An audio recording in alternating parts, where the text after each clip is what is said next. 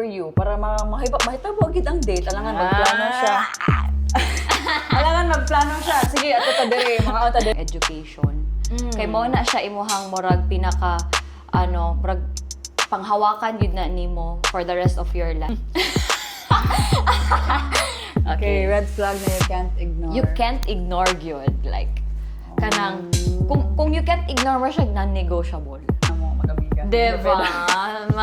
Sige na pwede. Shout out sa mga friends dara.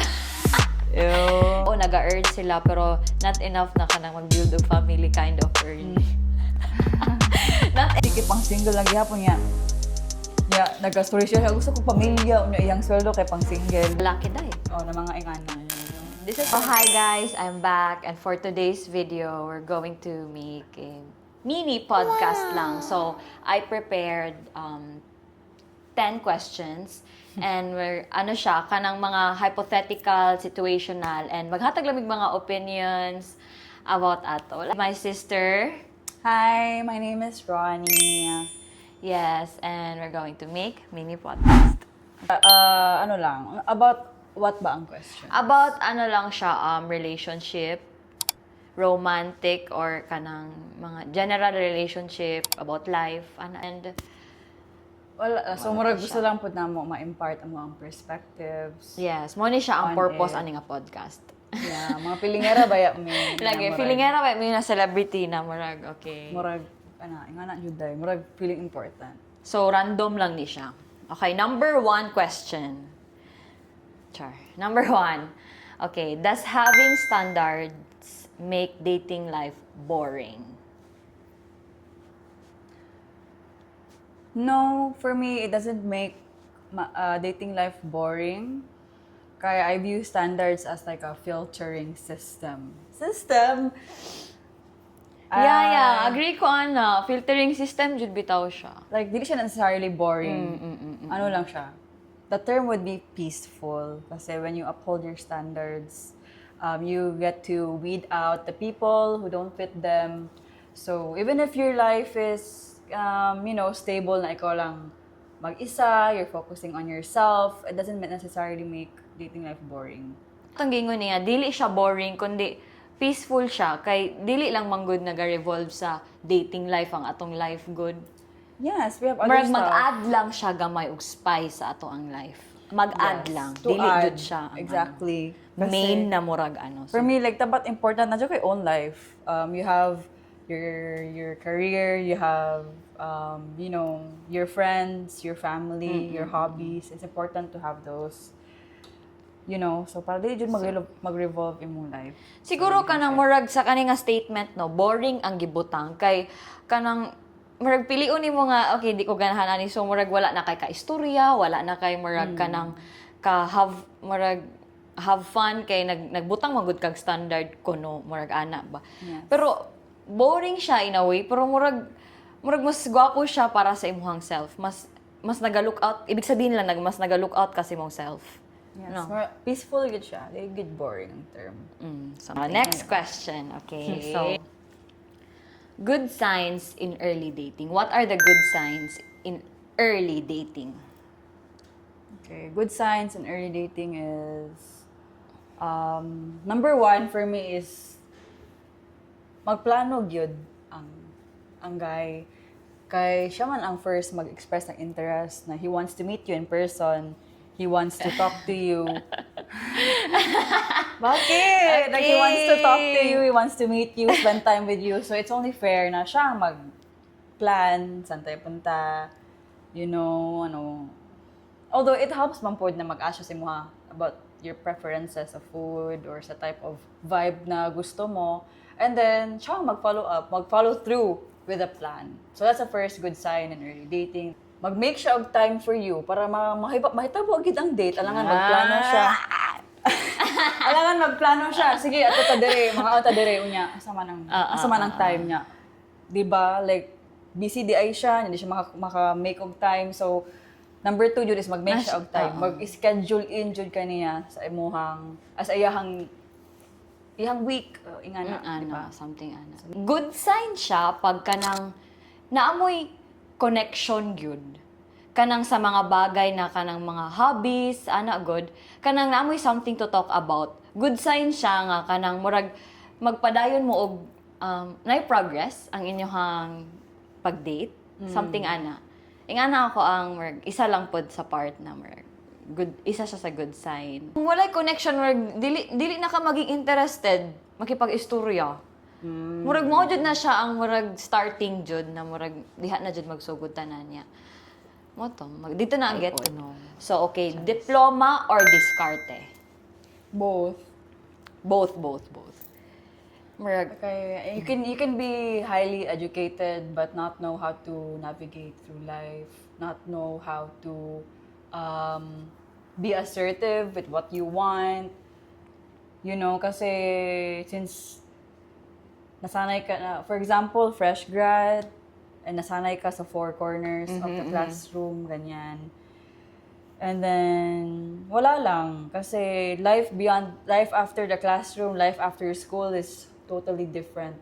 So, even if may diploma ka, maraming cases, dakabag cases ka nga kanang fresh grad na 4-year course niya, pero walay work. Kay walay diskarte. Dili ka balo mangitag kwarta, ana good.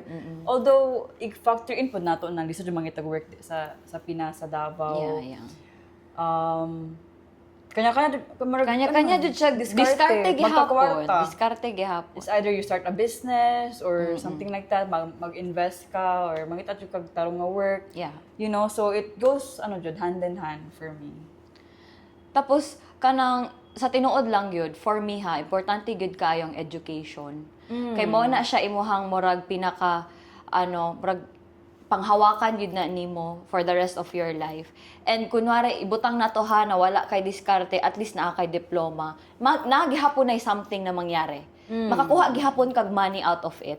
Kag naa lang kay diploma. So for me guys, importante jud kay na maghuman mo og eskwela. So, ang diskarte mo na lang na siya, mo mix na lang na siya, mo jive in na lang na siya along the way sa mong life, unsa mga mangyari, ana-ana. Kailangan lang jud na siya kanang, ang diskarte murag, skills, mapudgod na siya, dams. Skills siya, na kailangan siya murag, Kung ang diskarte, murag na siya sa street smart. Murag ana. Ang diploma kay na ma-learn lang na siya. Ma-learn lang jud ang din na diskarte. Sa people around you, makuha lang na nimo, ana-ana. Pero ang diploma, di mo na makuha people around you. Makuha gid na nimo sa imong pag sa time and investment yun na siya. Yeah. Bahalag so, important dugay. ang both. Yes, important ang both. Okay, so both ang answer. Agreed to Ana. Yes, important yes. ang both. Okay. Yes. Next question is, what's a red flag you can't ignore? Sa relationship ni. Relationship.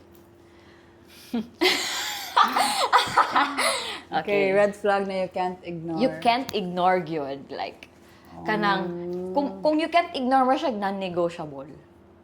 Unsa ka answer, charot? Dili po siguro na. Red flag. Pero you can't ignore lang. So, murag, kailangan mo siya ma-call out good. So, a red flag I can't ignore, especially in the early stages na getting to know siya ambition to strive for more, strive for better. Wala siya ambition to enrich his life, wala siya ambition to enrich his career. Kana ang hindi ako ma-ignore. And usually, mas-spot man din ako na siya in the first 2 months or first month, ganyan. Ayun. So, I really can't ignore that. Kay important sa ko ang ambitious na tao. Oo. Kay Sa mo man tinod gud na lang. mag-drive man good to success. Lagi. Yeah. Kanang, kung makamit kag ambitious na tao, like kanang inana, ma-pull up ka niya, ma-appeal ka. Dili ka apilon ka niya pull down.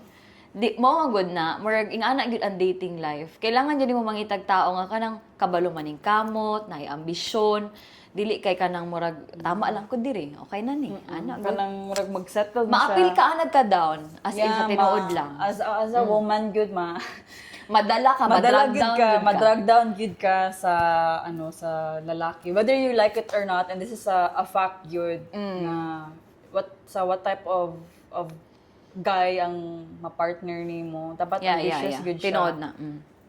Yeah, kay pag di siya ambitious, kanang mag-settle na siya sa life na he already has, mo na pud na imong life. You will be dragged into that life, mapadown man or ma-drag up man. So basically, Yeah. ma-drag into his life, good ka, whether you like it or not. And maka-affect yun sa imong life, sa imong happiness. So for me, Makasulti din ko. same mig answer gyud. Mo na siyang you can't ignore, like ma-call up yun, like ngano ing ani, okay lang ka ani, or makapangutan na gyud ka ana. Then dito na ka mag-judge na murag gusto ba nako ni siya na maging kauban, maging partner ana, makaano gyud ka, maka-judge ka ana. Also, another red flag na I can't ignore besides kanang anong pag-ambitious sa person is considerate ba siya nga tao? Yeah, sa tanan bagay, Tanan sa bagay. imuha. I really value consideration considerate man ko na tao. Although kabulog pod ko mo Actually, love language na siya eh. Murag, something like that. consideration is a love language. Murag nga na gid siya. Kay considerate man ko na tao, although kaya lang pud yun ako makontrol. Like dili tanan murag malimit ako siya. So, na Selective boundary lang siya. po ang mga Selective Let's move on to the consideration. next Ana, question. something ana. Okay, so next. Medyo controversial ni. Sana. Okay. Sige. Living together before getting married. I know daghan taglain-lain na opinions ani. Pero Ako kay respect na lang ta sa itong mga opinions. No, dili pwede mag-live-in for me. Ang mag-uyab, I think it's very important that there's a boundary between dating as a couple and being married as a couple. So when you're dating, you should not live together. When you're married, that's when you live together. Can't do wife stuff. Tapos uyab pa lang mo. Murag, as a babae, for me, murag dili ko ganahan ana. Magbuhat-buhat na kag mga wife stuff, like imo siyang buhatan og baon or unsa ba unsa imong pilion yung mga sinina, labhan mo yung mga sinina. Pang wife stuff naman gud, di man gud na pang girlfriend. Tapos walay ring. Murag no, agree pug ko na unta na kanang May boundary dapat. Oo, na dapat ang sa tong question gani na dapat dili sa mag-live together kung boyfriend and girlfriend pa lang mo. Cause mag-lax na ang lalaki. Ambot lang ha. Murag mag-lax na siya na murag okay naman na. Makuha naman ako kung gusto ng mga wife duties, mahatag man niya sa kuha na walay ring. Walay nga na. So, Samot ka di bakas lang. walay judgment sa mga tao na nag-live together. Choice nyo yan. Naamoy inyohang mga pagsabutan sa inyong mga partner. Or case-to-case basis. Case-to-case good basis. na Amo siya. alang may mga single na mga na nagbutang gid mi og standard paraan na bagay. Do walay judgment sa mga taong nag-choose na murag Yes, mag-live like- together before marriage. Okay, next. Okay, next question. Would you rather love or be loved? Okay, so I think in the beginning stages, dapat ikaw ang ginalaw.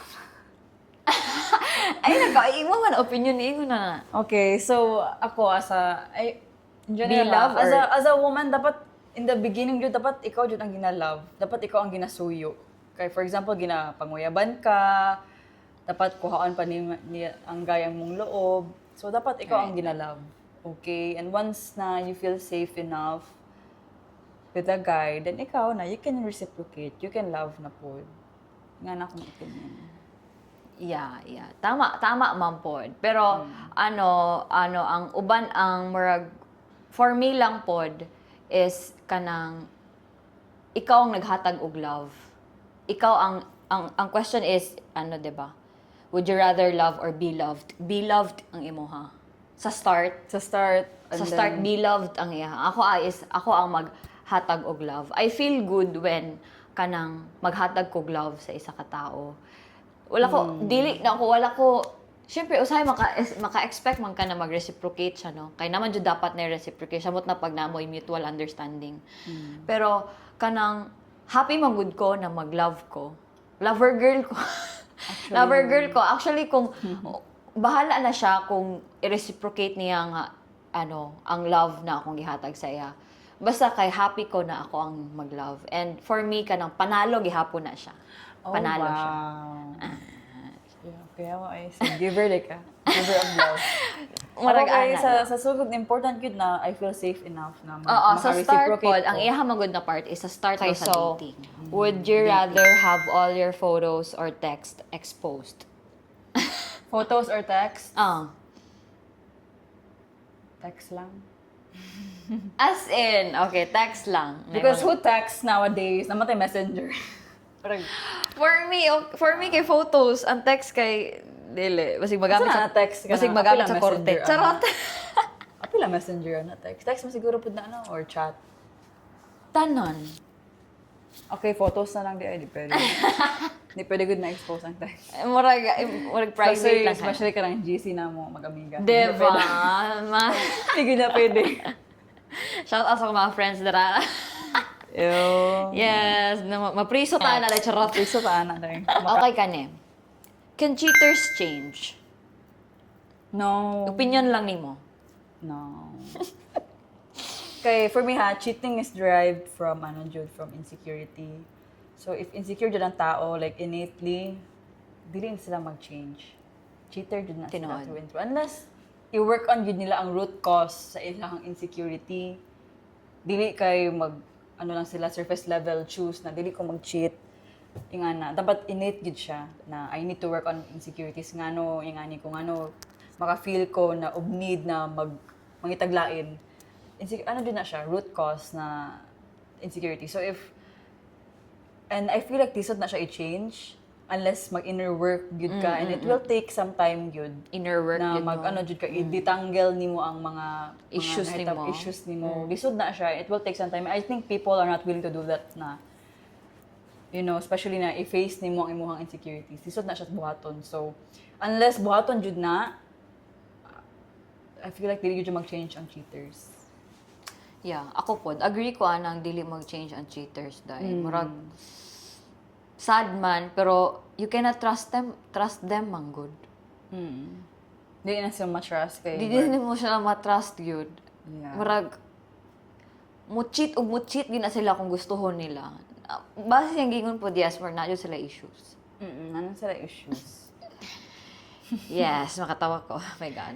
Okay. Okay, tama na dito. Makatawa man ka. Wala lang, Experience. nakatawa na ko. Okay, next, Kai. Okay, anyways. Next is thoughts about dating in your early 20s, mid and late 20s. Thoughts Okay. lang. So, sa mga, unsa lang atong na-experience. So, early 20s pa ni siya. Early to mid. Ayaw ba? Hindi pa ko. What? Early No. to mid 20s na ni siya pala. Going mid na, going mid. Go. Pag naka sa early 20s, and then kanang naka-itsura. Daghan kay kag options. Wa ko nang hatik. Kanang daghan siya options and then daghag mo duol, daghag ma-interested sa imo. It's all in a matter of talaga kanang distinction nimo, mo distinct kag tao. Especially imong goal is mag-date jud ka no. Date to Kabalo marry? man ko ang naay other girls diha nga dili pa sila date to marry, gusto pa nila mag-explore. Explore sila mga Experience. gusto experience. Okay, there's no problem with that. Actually, support ko ana. Pero if you're a girl in her early 20s na mag-date jud ka seriously, you're the type na mag-date to marry, dili ka naga-date casually, ingana, and then daghag interested sa imuha, for example, like good looking ka, na good imuhang career, confident ka in your skin, maka-attract magud na mag-confident ka. And mag-radiate po siya sa imuhang beauty. Maghimod jud ka good looking ana, basta confident ka. So baking ana ka na type of woman and empowered ka, daghang jud mo sa imuha mo magpaduol, ma-interested. So sa kadaghang options, na dili jud tanan pure ang intentions. Yeah. Wala akong masulti, dili tanan pure ang intentions. So sa imong pag-distinct na gyud na, sa imong pagpili, sa imong standards. And if naga-date to marry jud ka at that age, it's important. Na ako, man pod ko, date to marry. Although, sa sugod, I don't want to pressure myself. Naga-casually date pod ko. Like, mag-meet og people, mag-meet og other people. And if na ako'y ma-meet na gusto na ko na magpadayon jud, diha na ako mag-progress na jud na to date to marry.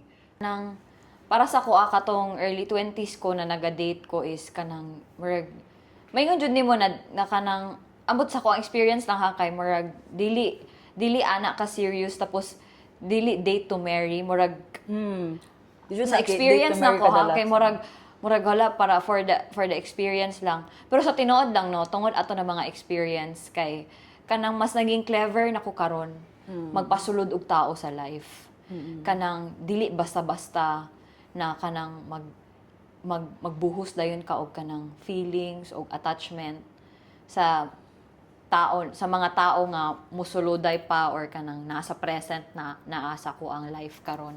Naana ko sa nasa part. Kanang naana ko sa late 20s na ko. Mo balik ta di gapo na dili 30. Dahil, di pa ko 30 gani, gago. So, ako nga naana ko karon sa super late 20s na ko. Kay, mo na akong na-learn na. Ay, mo na ako ang mga ginapanghawakan ako to kung mga na-experience. And, karon na, medyo basa na yung ako ang mga galawan ng mga lalaki ba? Uy, saan ang basa daw, babe? Tungod sa experience na akong na sinati. Charot, sinati. Na experience atong mga early na ko na mga stages sa dating. Okay. When is the best time to get married? Kani for the young girls po din na mga amo ang advice lang. Nga ka nang in love kayo. I say no. When is katong marag go. Ang best time to get married, wala may fixed age for that. Pero kung masulti is avoid getting married yun kanang wala pa di pa ka established. Yeah. For example, established na ka at, let's say impossible niya, pero established ka at 24, dato na ka, good career. Na mga babae nga nagyudaghan. Na bitaw babae. Career woman na nepo gid sila. baby, charot. Mga, kanang nanay kwarta, established na, secure na Sa sila. early 20s pa lang nila. Early 20s pa lang niya, they feel ready to get married. Okay, why not? Pero, mo lang dyan na ako ang only standard, dapat established na. Walay Wala yung age, right age na. Kanang ginaingon nila sa una, kanang pag 27 na ka ha, kailangan minyo na kay bana, na kay anak pagka 29 nimo, ana. Karon na real dili siya end game ang marriage. Dili bitaw. Okay lang na dili siya end game. Kanang tama ang gingon niya, wala jay right age para sa marriage. Pwede ka magminyo og 24, 25, pwede ka magminyo og 30, 40, ikaw bahala. Basta ang ako alang murag advice or murag maingon ako, dapat na adjud kay own nga kanang financial backbone nimo. Like na maskin wala tong partner nimo, maskin walay tao na mosulod sa imong life, kaya nimo mag-stand on your own. And that's the time na murag sign na siya nga pwede ka magminyo. Kanang okay. Kung gustuhan nimo. Kanang kung naay tao nga murag swak na good for you, mo na jud ni ako ang gusto. Interested jud ka na pakaslan nimo siya and then you feel safe. Kay murag for me mao na gid magminyo ka, masing usang age. Kay kanang ikaw as ag babae, ikaw na babae kanang murag kanang established na kasi mo sarili, kanang secured ka na naadyo kay money for your own na imuhang sa imong sarili na kaya nimo mag-stand alone. Kay mao na siya ang best time to get married. Best time. I mean kanang kung naanay tao na pod na murag na nakauyab ana na time nga no. Sa swak pod sa imuhang mga standards, why not mag-get married na kag 21? Okay, actually guys, okay, actually guys, last question na ni. Actually, siya, surprise question. Katunga ko siya, kabalo na siya. Pero kani wala ka bala. Nasa idea si mong mga questions. Nasa idea. Pero kani wala siya idea, nag-add ko. Okay, nag-add ko. Gusto na ko madunggan ang iyahang opinions. Though, murag kadungog na ko siyang opinion, pero murag na-istoryahan na lang to ni before. Okay, broke boys don't deserve no coochie. So, broke boys don't deserve no coochie. Wala may problem good if broke ang guy as long as he's working towards something na dili siya broke. Actually, agree ko. Mo gyud ako answer. Okay. So siguro for example, siya like nag-make siya big investment, mag-business siya, and then so far wala pa siya yung money kay naga-invest pa siya. Naga-start pa Naga-start up pa siya. Okay, sure, nagapaning kamot. That's why naga-come in yung katong ambitious, pagka-ambitious sa lalaki. Oo, katong question ganina. Pag ambitious ang lalaki, ano dyan na sila, mag-take dyan sila risk financially, pag ambitious. For example, businessman ang lalaki or ang muhanggay or something like that. Kanang kabalo mo diskarte na lalaki. Mag-take dyan sila risk. And then sometimes, kanang wala sila kwarta. Murag mabroke sila in that period ha, na naga-start up or something like that. As long as sila ambition dahil, murag mo drive, gigihapon na pasaka. Nya broke sila in the moment. Kana na mga kind of lalaki, they deserve a pussy. Ay. Kana, deserve nila ang Deserve nila og support nimo. Deserve nila ka ang pang girl, ana. Murag something As long as mukilatis pud ka ha, nga ambitious yun ang guy, and then naga-work towards something good siya, and then as long as make sure nimo ang pagka-broke niya is temporary lang. Kaya na siya plano. Yeah, temporary lang. Mao gid na. Broke siya pero temporary lang. Oo, kaya na siya gina. Okay. Dili siya ingon na murag broke na siya kay tamad siya ana kana di gina nila deserve. Kana mga tamad na lalaki. So Kanang namay uban dili tamad naga-work pero kanang diha lang sila kutob. Gusto nila dira na lang. Dili po na tama. Naga-earn sila pero not enough na kanang mag-build of family kind of earn. Not enough na mag-build kana ang sweldo nila is kanang pang ilaha lang. Dili pud murag broke boy pud na sa kuha. Actually. Kanang I-make sure nga dakong sweldo. Samot na siya sa certain age. tapos murag na siya contentment na mo ni. Pero ang murag kung i-judge nimo iyahang ano kay murag pang single lang siya nga. Capacity kay pang single lang gihapon niya. Nag-story siya. Gusto ko pamilya unya iyang sweldo kay pang single. Dili pwede. Dapat iyang sweldo kay pang pamilya pud. And then although as women mag-contribute no, di man pud ta magpabuhat. Ako kay nagatuo pud ko sa contribution. Okay, pero di lang tanan. Ang babae mag-contribute dili man siya dili may kanang grabe pod ng pagka-feminist. Dili pod may ang mag-effort ang babae, mugawas po jud og kwarta ang babae. Actually mugawas og kwarta ang babae pagka nang murag makita niya nga murag naga-effort jud ang guy para sa iya ha. Ganahan mugawas ang babae ana. Mutabang jud ang ako mutabang jud ko personally ana. Mo contribute jud ko like wala na problema. Asa nga sa gamay naman. Pero kanang ingana ba? Kanang sakto lang. Sakto lang kaya lang sa budget ana why not? Why not? Pero as long as kanang deserve pa po na sa mga lalaki dai. Na mga ingana. Deserve pa rin you guys. Kanang mga hardworking na mga lalaki dira. Deserve ninyo og babae nga mo gasto pod sa inyo. Kanang mo suporta pod ana. Mutabang pod sa gasto ingana.